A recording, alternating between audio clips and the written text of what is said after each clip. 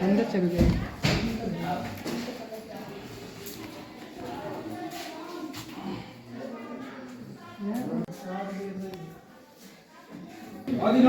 बैठ जाओ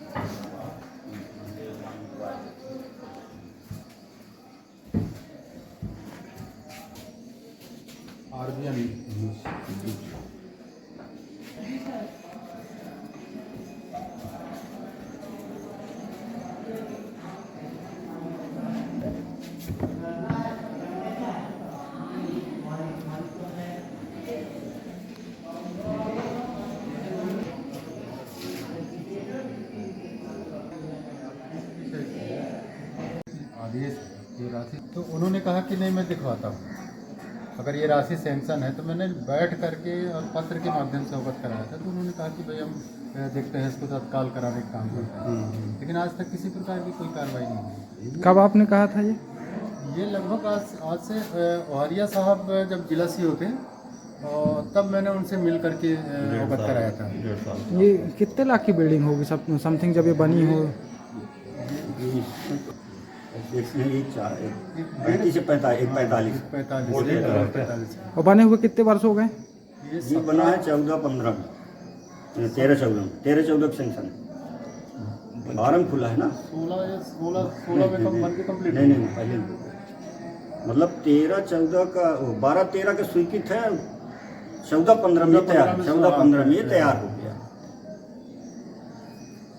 अब इसकी जानकारी वहाँ दिए थे, तो वहाँ दिए थे तो मंत्रालय से वहाँ से एक मैसेज किए थे व्हाट्सएप के माध्यम से।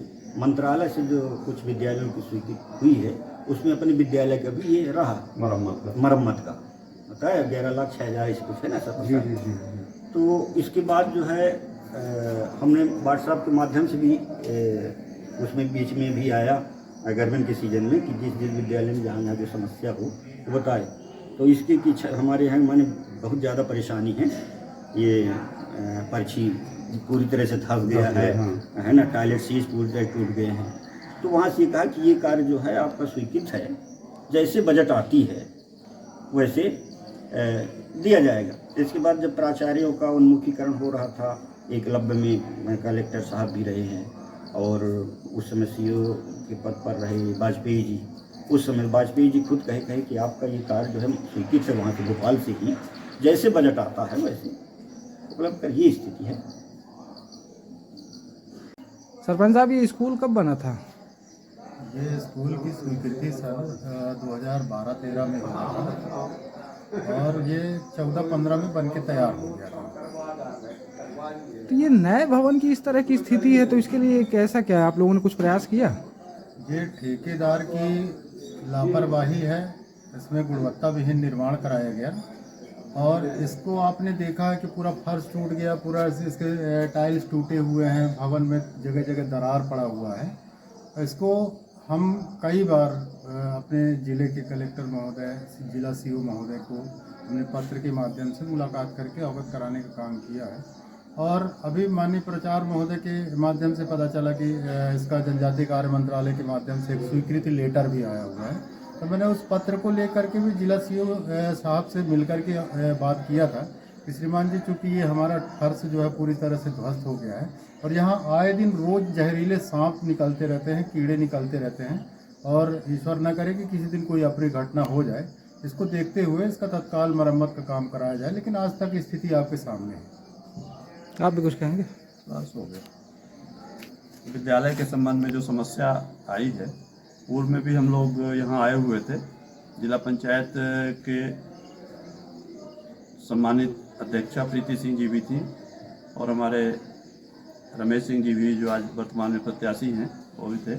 उनको भी हम लोगों ने पूरी समस्या को विधिवत अवलोकन कराया, बताया। उनने भी अपने स्तर पर बात किया, लेकिन अभी तक समस्या का कोई समाधान नहीं हुआ। शासन तो निरंकुश है ही, शासन को कोई चिंता नहीं है। ये हमारा आदिवासी क्षेत्र का विद्यालय है। शासन को आदिवासी और पिछड़ा वर्ग से कोई लेना देना नहीं है, उनकी समस्याओं से कोई मतलब नहीं है। हम लोगों ने भारी मशक्क़त करके, कांग्रेस की सरकार जब थी तो हमारे सरपंच जी उन दिनों भी सरपंच थे, इनको लेकर के हम लोगों ने यहाँ का विद्यालय स्वीकृत कराया था। विद्यालय संचालित हुआ, चल भी रहा था, लेकिन उस पर अब ये जो भारतीय जनता पार्टी का भ्रष्टाचार का चढ़ावा जो चल रहा है, उसके कारण हम सब लोग, ग्रामीण लोग दुखी हैं। और आज परिस्थितियाँ ये है कि हमारे छोटे छोटे बच्चे जो आते हैं, उन्हें भी डर बना रहता है कि कहीं कोई जहरीले कीटाणु निकले, कहीं कोई अपनी घटना न हो जाए। जैसा कि सरपंच साहब ने बताया, ये एक बहुत बड़ी विडंबना है हमारे आदिवासी क्षेत्र के लोगों की।